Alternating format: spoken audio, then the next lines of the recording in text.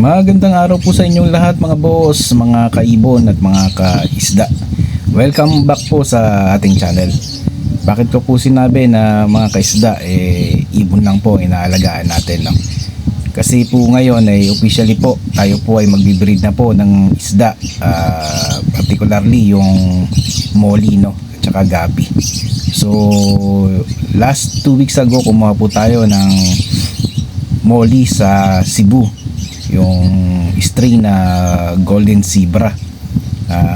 Malas nga lang po at yung female ay namatay, so yung lalaki lang po yung naiwan sa atin. Ito po yung kinuha natin sa Cebu, no? Sinipa natin yan galing sa Cebu. Ang ID po niyan ay golden zebra. Ang ganda sana, no? Ang ganda ng mga isda, no? Yan yung maliit, yung male, at yung malaki yung female. Yan po yung namatay, yung female po natin. Sayang. Pero tingnan natin kung ano magagawa nating paraan. Pero pansamantala, isinama muna natin siya sa mga GBT, golden blue tail.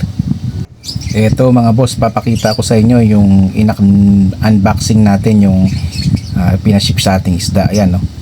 Nung nakuha natin yung isda, binuksan natin, ayan, patay na. Yung female patay na. Yan, galing pong Cebu yan. Yan, patay na, oh. Sayang, ang ganda pa naman ng isda. Pero hindi po tayo nababahala kahit patay na yung female, no? Kasi nangako yung kinunan natin na papalitan niya yung isda. Kung hindi man niya mapalitan ng isda, ibabalik sa atin yung kung magkano yung binayad natin dun sa female na yon, no? So okay lang. Sana ganun lahat ng breeder, no? Nasa pag-uusap kasi yan, kung papalitan o hindi yung breeder. Ang kagandahan yung nakuha nating breeder ay maganda kasi papalitan niya yung isda na nakuha natin. Ito naman mga boss yung nakuha nating gapi. Yan yung Red Galaxy. Yan, ang ganda niya, no? Kaya ako kinuha to. Gusto ko lang talagang i-breed molly. Pero nung nakita ko to, nagandahan ako. Ayan, no? Ganda ng lalo na yung sa lalaki. Ganda oh. Kaya kinuha ko. So hindi ko purpose talaga to na mag-breed ng gapi. Pero nung nakita ko to, nagandahan ako. So kinuha ko. Ayan, oh. Ganda oh. So mga boss, sa mga susunod na araw siguro pag na-breed na natin itong mga to, mag-out na rin tayo nito. So mag-out tayo ng molly at saka nitong gapi. Tingnan natin, try natin mag-breed muna. Pero kinuha ko talaga itong mga isda, itong molly at saka gapi. Forfeit lang talaga kasi gusto ko talaga magkaroon ng isda.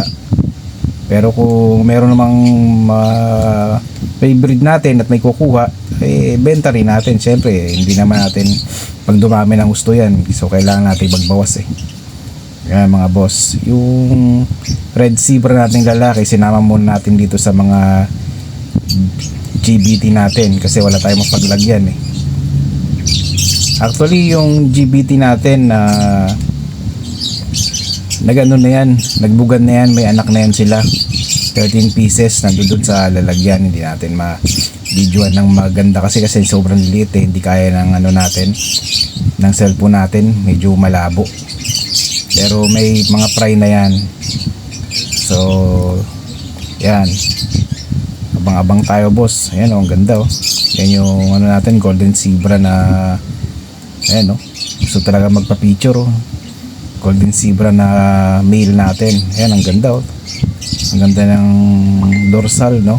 Ayan, yung palikpik sa taas. Ayan, dorsal daw pangalan yan. Actually wala pa akong alam sa isda pero unti-unti natututo natin tayo. YouTube search, ganyan talaga para kung gusto mong matuto sa isang bagay, kailangan mag-search. So unti-unti inaaral natin to mga boss. Tingnan natin kung anong kakalabasan nitong gusto nating hobby. Maraming salamat sa inyo mga boss. Hanggang dito lang po.